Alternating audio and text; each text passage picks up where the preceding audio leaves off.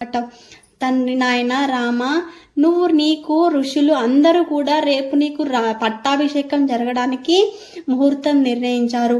నువ్వు రాజు కాబోతున్నావు. ఒక రాజు ఏ విధంగా ఉండాలి అని చెప్పేసి ఆయన చెప్తున్నాడు అనమాట.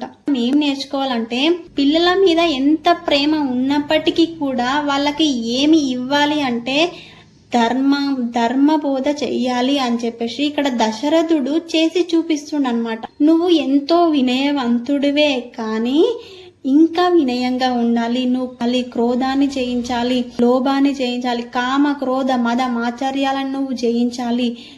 మామూలు వ్యక్తి కామ క్రోధాలు జయించలేకపోతే వాళ్ళ కుటుంబ సభ్యులు మాత్రమే బాధపడతారు. ఒక రాజైన వ్యక్తి ఈ కామ క్రోధాలు జయించలేకపోతే ఆ రాజ్యం మొత్తం కూడా బాధపడుతుంది. తన స్వలాభం కోసం ఏమీ చేయకూడదు. లోకక్షేమం ఏదైతే ఉంటుందో అది చేయాలి. ధర్మబద్ధంగా బ్రతకాలి.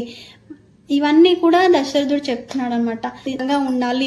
నువ్వు రేపు ముహూర్తం కాబట్టి నువ్వు వశిష్ఠుడు ఏ విధమైన నియమాలను చెప్తాడో ఆ విధంగా నువ్వు సిద్ధమై ఉండు రేపు పట్టాభిషేకానికి అని చెప్పేసి దశరథుడు రామునికి చెప్తాడనమాట.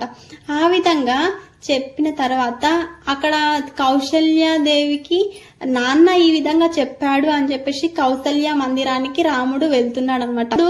కౌశల్య దగ్గరికి వెళ్లే లోపే అక్కడ వాళ్ళ స్నేహితులందరూ కూడా తొందరలో ఆ విషయం కౌశల్యకి చెప్పేస్తారనమాట. రాముడు పట్టాభిషేకం జరుగుతుంది అని చెప్పేసి.